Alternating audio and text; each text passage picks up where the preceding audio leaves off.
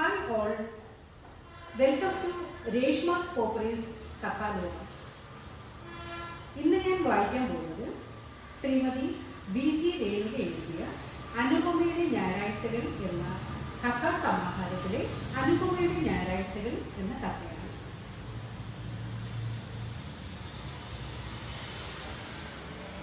No anti കുഞ്ഞിക്കൈകൾ മെല്ലെ നെറ്റിയിലൂടെ കവിളിലൂടെ മുടിയിലൂടെ ഒടുവിൽ മൂക്കിൽ പിടിച്ചു വലിക്കാൻ തുടങ്ങിയപ്പോൾ കനം തോന്നിയ മിഴികൾ തുറക്കാതെ പറ്റില്ലെന്നാണ്.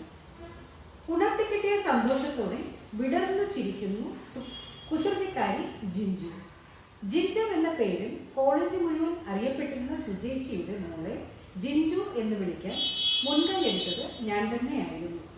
നോ ആൻറ്റി, എനിക്ക് മുല്ലപ്പൂ പറിച്ചതാ, കയ്യിൽ പിടിച്ചു വലിച്ചുകൊണ്ട് മോൾ പറയുമ്പോൾ ഓർത്തു, ഇന്ന് തൻ്റെ തല പുറംതോണിന് വെളിയിൽ കാട്ടാതെ രക്ഷയില്ല. ഞായറാഴ്ചയുടെ ബഹളങ്ങളിൽ സ്വയം അറിയാതെ ഭാഗഭാക്കാകേണ്ടി വരുന്നു. എത്ര പൂവുണ്ടെന്ന് എണ്ണി നോക്കി വരാൻ മോളെ വിട്ടിട്ട് എഴുന്നേൽക്കുമ്പോൾ ക്ഷണിക്കാതെ എത്തിയ അതിഥിയെപ്പോലെ തോന്നി പതിവ് പോലെ ഈ ഞായറാഴ്ചയും. കട്ടൻ കാപ്പി ഒരു റാക്ക് കുടിച്ചപ്പോൾ കേട്ടു ഇരുമ്പ് ഗേറ്റ് തുറക്കുന്നതിൻ്റെ അസുഖകരമായ ഒച്ച. പിന്നെ അതിൻ്റെ അടുത്തടുത്ത് വരുന്ന പാദസരങ്ങളുടെ കിലുക്കം. റീനയാണ്. അമ്പലത്തിൽ നിന്നുള്ള വരവാണെന്ന് തോന്നുന്നു. അവളുടെ അറ്റം കെട്ടിയ വീടും മുടിയും നെറ്റിയിലെ ചന്ദനപ്പൊടിയും കണ്ണിൽ പെട്ടാലുടൻ അവളെ നോക്കി പഠിക്കണമെന്ന ഉപദേശവുമായി അമ്മയുടെ ശാസ്ത്രങ്ങളുടെ മെഴികൾ എന്നെ തേടി എത്തുമെന്ന് എനിക്ക് ഉറപ്പാണ്. സുജേച്ചി എൻഡിയെ തോളിലൊരു തട്ട് തന്നിട്ട് ഹൃതിയിൽ അടുക്കളയിലേക്കാണ്. സുജേച്ചിയെ അന്വേഷിക്കുന്നത് സിനിമാ പ്രോഗ്രാം ഒപ്പിക്കാൻ തന്നെ ആവണം. കട്ടുറുമ്പിനെ വിളിക്കേണ്ടത് ഇങ്ങനെയുണ്ട് ഒരു കുറുമ്പ്. ഒപ്പം കൂടാൻ നിർബന്ധിച്ചിട്ടും ഞാൻ ചെല്ലുന്നില്ലെന്ന് കാണുമ്പോൾ സുജേച്ചിക്ക് അരിശം കയറും. അത് കൊള്ളാം, സിനിമ കാണാത്തതും കുറുമ്പാണ്. അന്നേരം അമ്മ എൻ്റെ പക്ഷമാണ്. അവൾ ഇവിടെ ഇരുന്ന് രണ്ടക്ഷരം വായിക്കട്ടെ. വായിക്കാത്തതിൻ്റെ കുറവാണെങ്കിൽ കേൾക്കുമ്പോൾ തന്നെ സർവാംഗം കരുതലെങ്കിലും എന്നോ സ്വായത്തമാക്കിയ നിസ്സംഗതയുടെ ആവരണം അതിനെ മറച്ചുകൊള്ളു. എന്നെ കണ്ടപ്പോൾ ജിഞ്ചു ആവേശത്തോടെ മുല്ലവള്ളികൾ പിടിച്ചു കുലുക്കുന്നു. സൂക്ഷിച്ചില്ലെങ്കിൽ കുടമുല്ലയ്ക്കൊപ്പം പടർന്നിരിക്കുന്ന ബൊഗൈൻവില്ലയുടെ കൂർത്ത മുള്ളുകൾ കുത്തിയത് തന്നെ. അരമതിലിൽ ഒരു കുടന്ന വെള്ളപ്പൊക്കം, അവിടെ കരപിടിപ്പിക്കുന്ന സുഗന്ധം. കയ്യെത്താവുന്നിടത്ത് നിന്നെല്ലാം ജിഞ്ചു പൂക്കൾ പറിച്ചെടുത്തിരിക്കുന്നു. മതിയെന്ന മോളെ വാഴനാൻ കൊണ്ടുപോവാ, ആൻറ്റി കെട്ടിത്തരാം. മനസ്സെല്ലാം മനസ്സോടെ ജിഞ്ചു മറുപുറത്തേക്ക് നടക്കുമ്പോൾ പൂക്കളെടുത്ത് നീണ്ട വരാന്തയുടെ അങ്ങേ അറ്റത്ത് പോയിരിക്കുന്നു. രാവിലെ തന്നെ വെയിലിൻ്റെ ചൂടാണ്. ഇവിടെ ഇരുന്നാൽ താഴെ ഇടവഴിയിലൂടെ പോകുന്നവരെ കാണാം.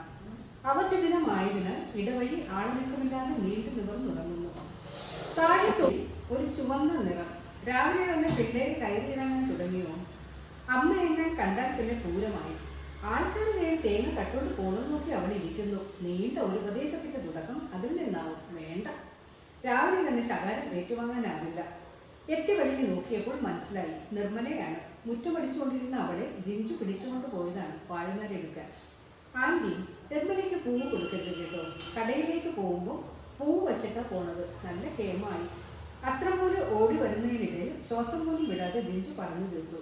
എടി സൂത്രക്കാരി, വാഴനാരി കിട്ടിയപ്പോൾ നിർമ്മലയോട് പിണങ്ങിയോ? റീനായി എന്ത് ചെയ്യുന്നുവെന്ന് നോക്കിയിട്ട് വരട്ടെ.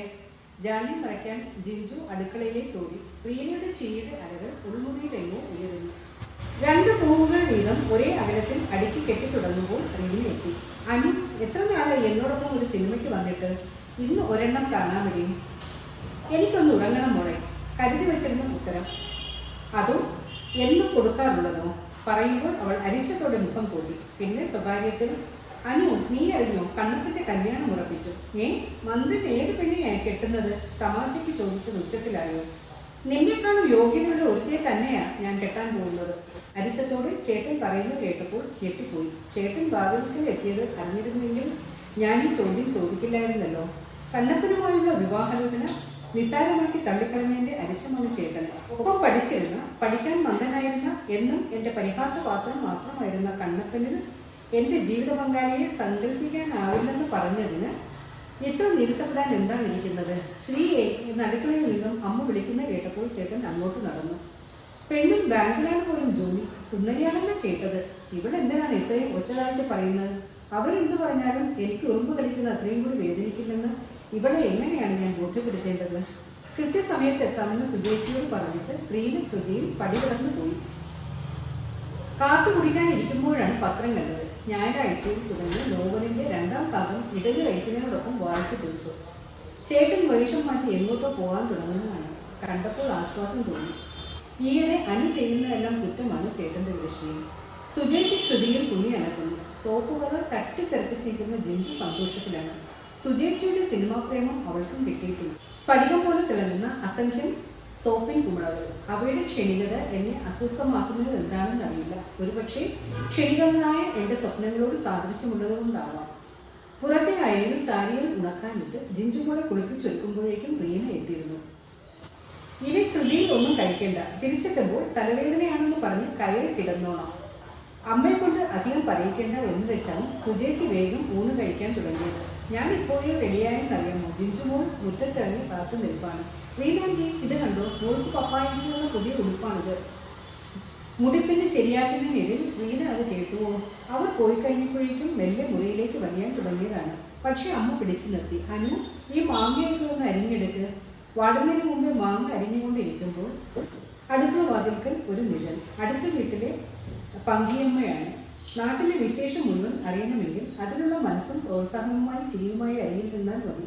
അറിഞ്ഞില്ലേ, വക്കീലിന്റെ മൂത്ത മോള് എത്തിയിട്ടുണ്ടെന്ന്? അമ്മയോടാണ് പുരാണം. വയ്യ, അടുത്ത മുറിയിലിരിക്കാം. നാട്ടുവിശേഷം ഉൾക്കൊള്ളാനുള്ള പാകത്തിലല്ല മനസ്സ്. അതിന് മെല്ലെ അതിൻ്റെ ഇഷ്ടത്തിന് മേയാൻ വിടുക.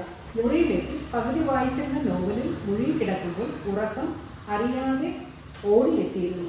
ഉറക്കത്തിന്റെ വള്ളി ഊഞ്ഞാലിൽ അങ്ങനെ മെല്ലെ ആടാൻ തുടങ്ങുമ്പോൾ അബോധ മനസ്സ് വിളിച്ചു പറഞ്ഞു, ഗേറ്റ് ആകെ തുറക്കുന്നുവെന്ന്. ഉമ്മറത്ത് നിന്നും ചിരിയും വർത്തമാനവും ഇങ്ങോട്ട് തെറിച്ചു വീഴുന്നു. പക്ഷെ ഉറക്കത്തിന്റെ കയറ്റിൽ നിന്നും കൊണ്ടുവരാനാവുന്നില്ല. അനുവേ, അമ്മയുടെ ഉറക്കിലുള്ള വിളി ഞെട്ടിയുണ്ടായിരുന്നു. ഉവ്വ്, ആരൊക്കെയോ എത്തിയിരിക്കുന്നു. നാശം, ആരാണോ?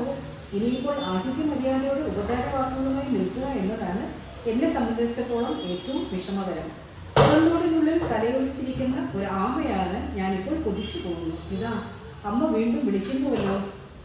എഴുന്നേൽക്കുമ്പോഴേക്കും പട്ടിന്റെ കിലുക്കവും മുറിയിൽ എത്തിക്കഴിയുന്നു. ഒപ്പം ഏതോ പെർഫ്യൂമിന്റെ തീഷ്ണ ഗന്ധവും.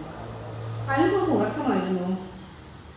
മുടി പുട്ടപ്പ് ചെയ്ത് മുഖത്ത് ധാരാളം പൗഡർ പൂശി ചുണ്ടിൽ ചായം തേച്ചിരുന്ന ആളെ മനസ്സിലാക്കാൻ ഒരു നിമിഷം വേണ്ടി വന്നു. കണ്ണപ്പന്റെ ചേച്ചി വസുന്ധരാദേവി. അനുപമ വല്ലാതെ തടിച്ചുവല്ലോ.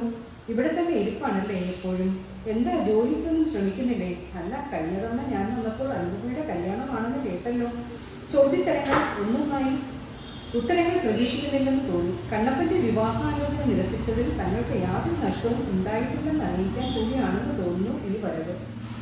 അത് ഹസന്റെ മൂത്ത പെങ്ങളും മോളുമാണ്. സ്വർണത്തിൽ പൊതിഞ്ഞ അമ്മയുടെ ഷോക്കേസിലെ പാവക്കുട്ടിയെ പോലെയുള്ള മോളും. അനുപമ നമ്മുടെ കണ്ണപ്പന്റെ കൂടെ പഠിച്ചതാണ്. കണ്ണപ്പൻ ചില ക്ലാസ്സുകളിൽ 2 പ്രാവശ്യം വീതം പഠിച്ചപ്പോൾ 4 ക്ലാസ്സിന് താഴെയായിരുന്നു താൻ ഒപ്പം എത്തിയതാണെന്ന വസ്തുതയ്ക്ക് ഇവിടെ പ്രസക്തിയില്ലല്ലോ. സുജാതയുടെ ഭർത്താവ് ഗൾഫിലല്ലേ? ഈയിടെ ഞാൻ വന്നിരുന്നുവോ? അമ്മയ്ക്ക് കീ കൊടുക്കുന്ന പോലെയുള്ള ഒരു ചോദ്യമേ വേണ്ടു. പിന്നെ ഒരു മുഴുവൻ വിവരണം അവർ നൽകിക്കൊള്ളും. എല്ലാത്തിനും ഒരു സമയമുണ്ട് ചേച്ചി. തുടർന്ന് കേൾക്കാൻ നിന്നില്ല. മെല്ലെ അടുക്കളയിലേക്ക് വലിഞ്ഞു. അവിടെ നിർമ്മല ചായയും പലഹാരവും ഉണ്ടാക്കാനുള്ള തിരക്കിലാണ്. കുറച്ചുനേരം അവിടെ നിന്നിട്ട് വരാന്തയിലൂടെ അടുക്കള മുറ്റത്തേക്ക് ഇറങ്ങി. കിണറിനരിയിൽ മഞ്ഞയും പിങ്കും നിറത്തുള്ള 4 മണിപ്പൂക്കൾ വിടർന്നു തുടങ്ങിയിരുന്നു. നീല ശലഭപുഷ്പങ്ങൾ വെയിലിൽ തളർന്നു തൂങ്ങിയിട്ടുണ്ട്. പാരിജാതത്തിൽ നിന്ന് വെളുത്ത പൂ പൊട്ടിച്ചെടുത്ത് വാസനിച്ചുകൊണ്ട് തൊടിയിലേക്ക് ഇറങ്ങി. എന്തായാലും ഇഷ്ടമില്ലാത്ത വിരുന്നുകാരൊക്കെ പോയി കഴിയട്ടെ. ആളുകൾക്കും കേട്ടിട്ടാണ് കുളക്കരയിലിരുന്ന നീല പൊന്മാൻ ശരം പോലെ പറന്നുയർന്നു. തൂകിയാർന്ന കുളിലിനൊപ്പം അടുത്ത വീട്ടിലെ കുഞ്ഞാമിനിയുടെ പൂവൽ. ജിഞ്ചു ഉണ്ടെങ്കിൽ ഇപ്പോൾ കുഞ്ഞാമിനിയുമായി മത്സരിച്ചേനെ. കുയിലുകൾ കൂടി തളർന്നാലും കുഞ്ഞാമിനിയും ജിഞ്ചുവും പൂവൽ തുടർന്നുകൊണ്ടിരിക്കും. കുളത്തിന്റെ അടുത്തു തുടങ്ങിയ പടവുകളിൽ നിന്നു ആഴമില്ലാത്ത കുളത്തിൽ ചെറിയ ചെറിയ പരലുകൾ തുള്ളിക്കളിക്കുന്നു. തെളിഞ്ഞ വെള്ളം മെല്ലെ തട്ടിത്തെറിപ്പിച്ചു ഏതോ കിനാവുകളിൽ ഒഴുകി എത്ര നേരം ഇരുന്നു. ന്യൂവാന്റി ജിഞ്ചുവിന്റെ വിളി കേട്ടാണ് പരിസരബോധം വന്നത്. വെയിൽ ആറാൻ തുടങ്ങിയിരിക്കുന്നു. പരിസരബോധം മറന്നുള്ള ഈ ഇരിപ്പ്. അമ്മ അന്വേഷിച്ചിരിക്കുമോ? ഇവിടെ വന്നിരിക്കുകയാണോ?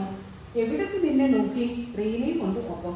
ജിഞ്ചു വെള്ളത്തിലേക്ക് ഇറങ്ങാൻ നോക്കുന്നു. ഇനി ഇവിടെ നിന്നാൽ ശരിയാവില്ല. അവൾ വെള്ളത്തിലിറങ്ങി തല നനച്ചാൽ പിന്നെയും അമ്മയുടെ വക ശകാരം കേൾക്കേണ്ടി വരും. മോൾക്ക് സിനിമ ഇഷ്ടമായോ? നിനക്ക് വിശക്കുന്നില്ലേ? നമുക്ക് നിർമ്മല എന്താ ഉണ്ടാക്കിയിരിക്കുന്നത് നോക്കാം. സൂത്രത്തിൽ അവളെ കുളക്കരയിൽ നിന്ന് മാറ്റി. കിണറിനരികിൽ വിളക്ക് തേക്കുന്നതിനുണ്ട് അമ്മ ഒന്ന് പാടി നോക്കി. അനുവിൻ്റെ ജോലിയാണല്ലോ എന്നും വിളക്ക് തേച്ച് നിൽക്കുന്നത്. ഇന്ന് അതും മറന്നു. അകത്തേക്ക് നടക്കുമ്പോൾ ഉള്ളിലെവിടെയോ സുജേച്ചിയുടെ മൂളിപ്പാട്.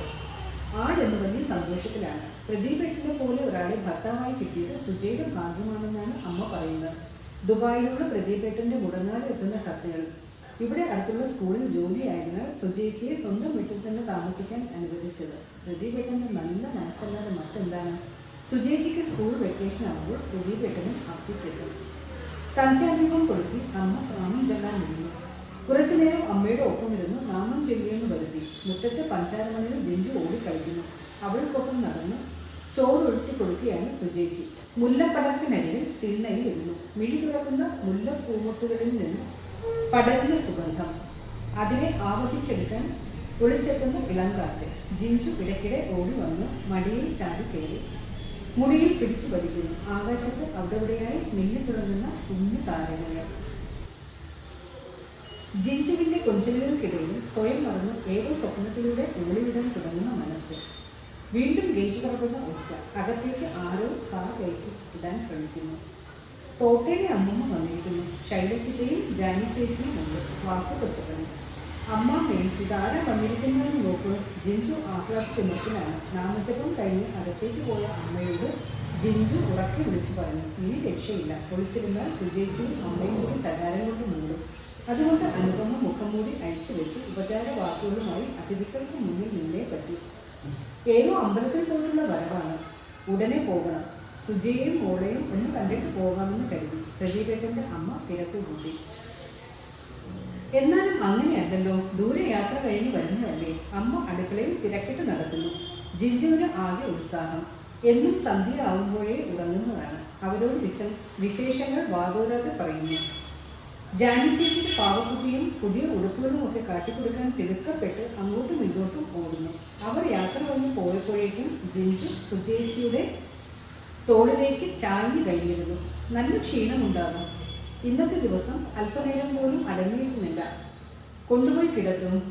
ജിഞ്ചുവിൻ്റെ മുടിയിൽ തലോടിക്കൊണ്ട് അമ്മ പറഞ്ഞു. എത്ര വിരുന്നുകാരെത്തിയാലും അമ്മയ്ക്ക് സന്തോഷമാണ്. എപ്പോഴും സൗഹൃദം തുറങ്ങുന്ന മനസ്സോടെ മറ്റുള്ളവരോട് പെരുമാറാനുള്ള അമ്മയുടെ കഴിവ്. ആളുകളെ കണ്ടാൽ ഒളിഞ്ഞിരിക്കാൻ ശ്രമിക്കുന്ന ഞാൻ അമ്മയുടെ മകൾ തന്നെയാണോ? അത്താഴം കഴിച്ചെന്ന് വരുത്തി മുറിയിലേക്ക് നടന്നു. ഇന്നലെ ലൈബ്രറിയിൽ നിന്നും റീന കൊണ്ടുവന്ന പുസ്തകം ഒന്ന് തൊടാൻ പോലും കഴിഞ്ഞിട്ടില്ല. കട്ടിലിൽ കിടന്ന് ജനാലയിലൂടെ നോക്കുമ്പോൾ തൊടിയിലാകെ പരന്ന നിലാവ്. ഒന്നും വായിക്കാൻ തോന്നുന്നില്ല. ഉറക്കം വരുന്നുണ്ടോ? അങ്ങനെ ഒരു ഞായറാഴ്ച കൂടി കടന്നു പോയിരിക്കുന്നു. സദാ പുറന്തോട്ടിനുള്ളിൽ തലപൂഴ്ത്തിയിരിക്കുന്ന അനുപമയെ പുറത്തേക്ക് വലിച്ചിറക്കിയിട്ട് വീണ്ടും ഒരു ഞായർ. ഒരു ഞായറാഴ്ച നീ ഉണരുമ്പോൾ ഉമ്മറക്കിടയിൽ നിന്നെ കാത്ത് ഞാനുണ്ടാവും. ഫോട്ടോഗ്രാഫിൽ അവൻ കുറിച്ചിട്ട നിരർത്ഥങ്ങളായ വാക്കുകൾ എന്നോ മറന്നിരുന്നതാണല്ലോ.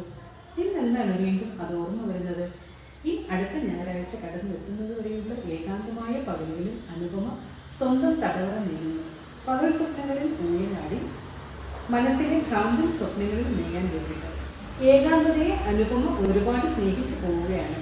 കണ്ണുകൾ അടഞ്ഞു പോകുന്നു. ഒരു ഞായറാഴ്ച പുതുപ്പുമായി ഉറക്കം എന്നെ മൂടുന്നു. ഇനി വേറൊരു കഥയുമായി നമുക്ക് വീണ്ടും കാണാം. നിങ്ങൾക്ക് എൻ്റെ ചാനൽ ഇഷ്ടപ്പെട്ടുവെങ്കിൽ സബ്സ്ക്രൈബ് ചെയ്യാൻ മറക്കരുത്. നന്ദി, നമസ്കാരം.